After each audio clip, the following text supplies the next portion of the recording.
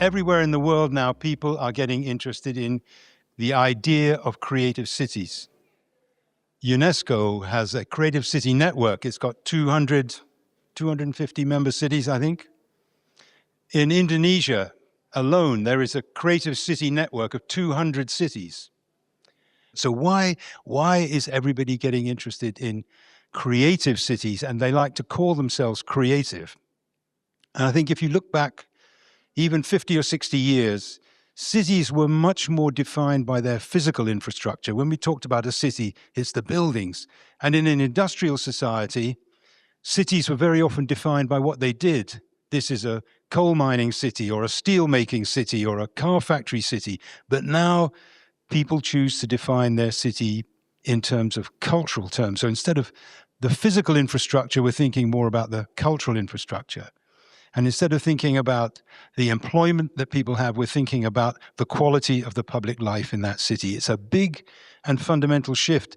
And in a time when the relationship between countries is becoming more tense and more anxious, the relationship between cities is getting warmer and closer. And cities are building international links on their own. So the identity of cities, the idea of a creative city, is a particularly powerful one.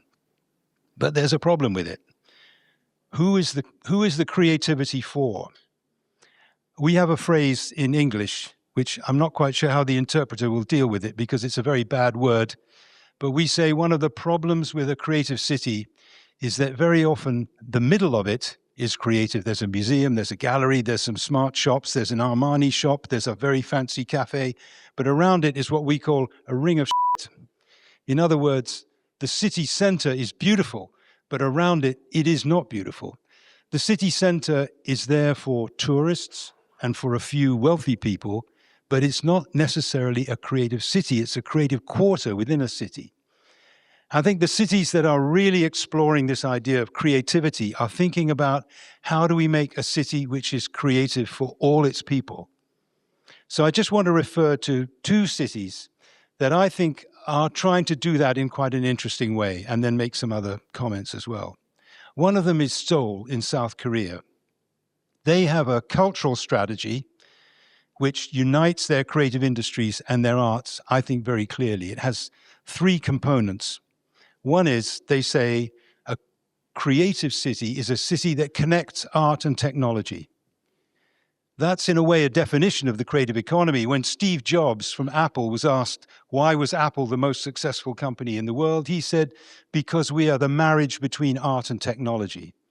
And in many ways, the creative industries is about the marriage between art and technology. So in Seoul in South Korea, they say a creative city, a cultured city, is a city that connects art and technology. Secondly, they say it's a city that connects the past with the future. And if you think about Korea and Korean wave that we were talking about this morning, the Koreans are very proud of their culture. They're very proud of their traditional culture and of their heritage, but they have thought of ways of how they project that into the 21st century. So when they are working internationally, Korean music, Korean films, Korean food is not attempting to be international. It's not attempting to be a Hollywood movie or a Taylor Swift song or a KFC dinner. It's Korean, but it has global reach. They are thinking about how they connect their past with their future in a very real way. And in Seoul, it's a city which is a very future-facing city, but it honors the past. They celebrate their traditions, both the tangible culture in the form of buildings and public spaces, but the intangible culture in terms of their customs and their ways of doing things. And the third thing that they say is, a creative city is a city that connects culture with daily life. And by that they mean culture cannot just be something which is something that occurs in museums and galleries and theaters. Culture must be part of everybody's daily life. It must be for the whole city. So a city that connects art and technology, a city that connects the past with the future, and a city that connects that connects culture with everyday life. And then the second city, which I think is interesting, unsurprising that I should say this, and it's a city where I work, and that's London. And in London, we have a cultural strategy that has 4 components. It's very like the cultural strategy for Seoul. But the four components are, the first one is what we call Love London. And what we mean by Love London is that everybody who lives in London should love London. Not just the people who live in the centre, not just the people who get to the West End shows and get to the British Museum, but out in the suburbs too. So our cultural policy focuses on making sure that cultural activity, access to culture, access to daily culture is available right across the city. Love London. Love London means everybody that lives in London should be able to love London. And the second component, which we talk about in London, is what we call good growth. And by that, we mean that growth in itself is not necessarily a good thing. If the city is going to grow physically and in terms of population, we have to be thinking about how cultural activity and access to culture, access to public space, access to a good quality of public life is available to everybody. So good growth means ensuring that everybody has access to parks, everybody has access to cafes, to bars, to clubs, if they want it. We produce a culture map of London, which enables us to think about the strategic growth of the city in those terms. So it's not just growth, but it's good growth. And that's something which has taken quite a long time to develop, because still, very often, when new housing is built, people are thinking about the housing, they're not thinking about the infrastructure that needs to go to help create a community. So as well as Love London, access for everybody to culture, there's also that the physical infrastructure must be able to reflect that. And the third thing we talk about in London is what we call World City. And that is part of our cultural function is to be a world city, to be an attraction, a magnet for people from all around the world. And of course, London has a very, very strong and vibrant cultural life. So our reputation internationally is very important.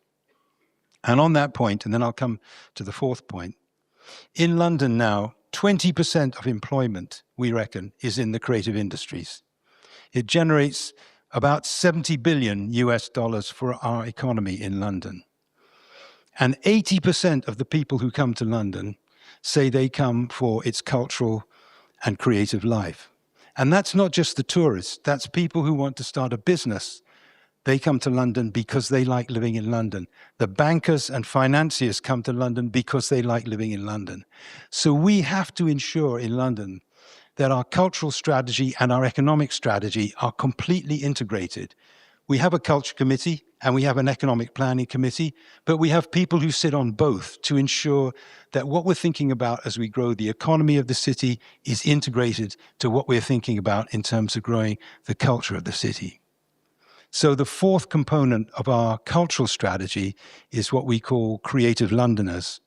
And that is that part of our arts and culture strategy must be that people should not just have access to the arts, but should have access to the kind of skills that enable them to work in the creative sector. So these four elements are integrated. It's culture which is for everybody. It's culture which embraces the whole city, which embraces the economy of the city, as well as embraces the artistic and individual, personal creative life of its citizens.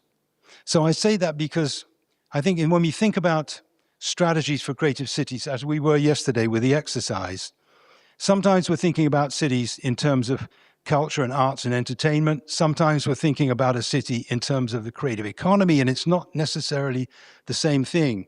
I mean, I was saying to Danya, if I was thinking about where I want to go on holiday for a break as a tourist, I would put Bukhara as my number one city. But if I wanted to start a creative business, I would not put Bukhara as my number one city. I'd choose somewhere else, Tashkent or Almaty or even Astana.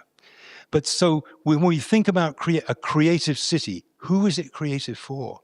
And what do we think, who are we designing the creativity to serve?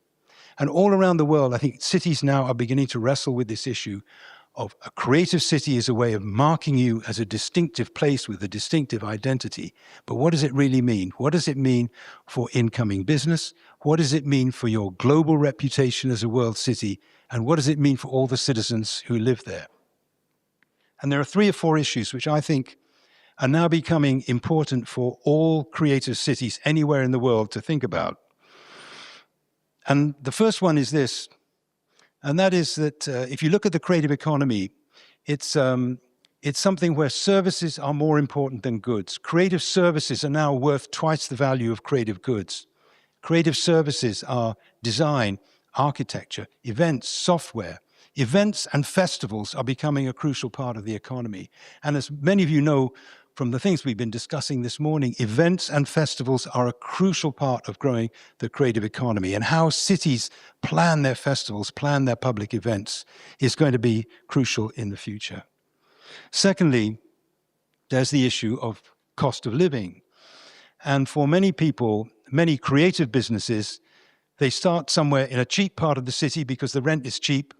And partly because creative people move there, then the value of the property in that area begins to increase. And in the end, a developer comes and the creative people are forced out because they can no longer compete with the rents that private landlords and big commercial businesses can afford. So one of the ways many cities are beginning to address this, and we're doing it in London, is to set up a trust which can buy long-term leases on buildings and ensure that there are buildings in the heart of the city that are available for creative people, so you don't finish up with a situation where the creative people are all squeezed into one corner of the city and all the commercial activities in another corner. The city becomes something which is integrated right across its whole length and breadth. And the third thing is the nighttime economy.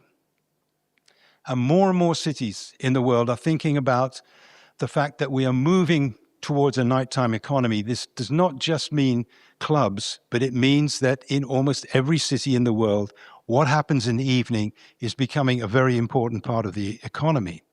But it raises issues. It raises issues around transport, around safety and security, particularly for women. It raises issues around rates of pay for people who are working at night. And it raises issues for the people who want to have a nighttime economy versus the people who want to have a good sleep at night. Now, you may think this is an inconsequential issue, but it's a growing concern all around the world.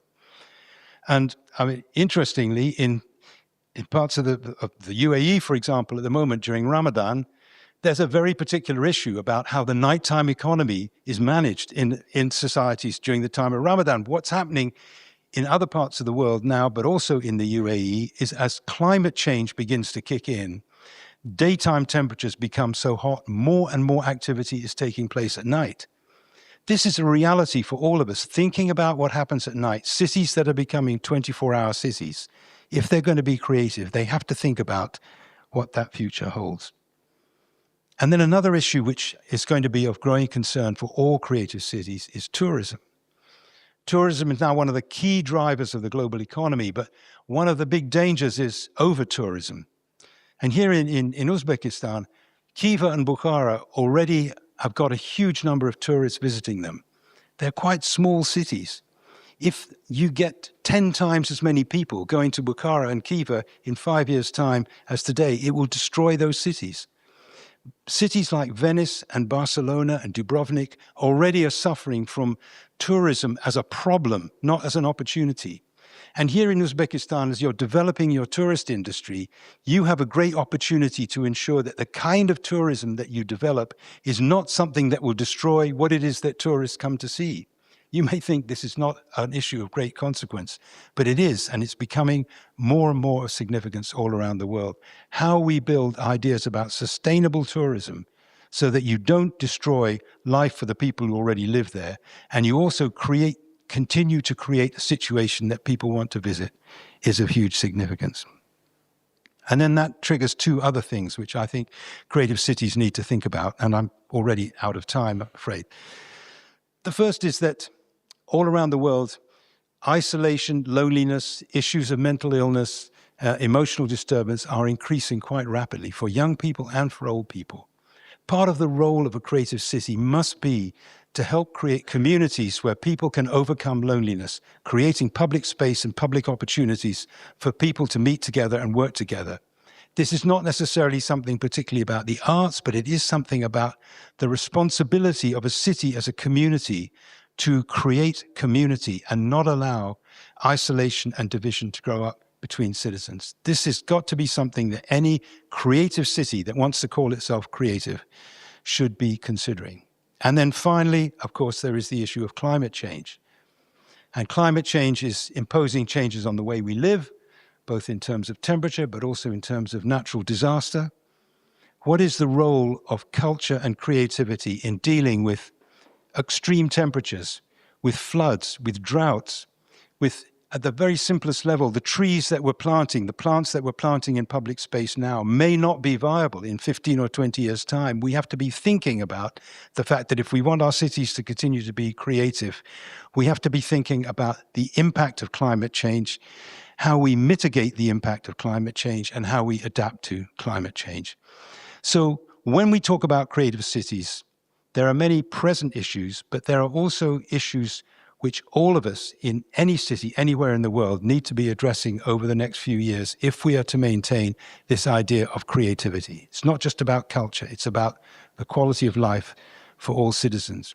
So I just finished with saying 2,000 years ago, 2,500 years ago, in Athens, in Greece, anybody who wanted to become a citizen had to take an oath, and the oath was, I pledge with my life to make my city richer and more beautiful.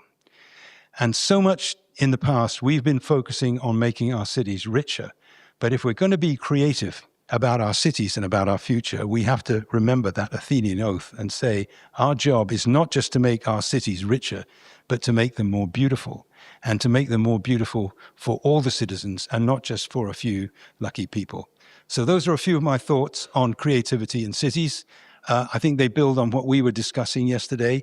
And I think discussions like this one that we're having today and yesterday, where we share these ideas about how we measure creativity, how we measure culture, how we measure its impact, are enormously important, because nobody has the complete answer to this.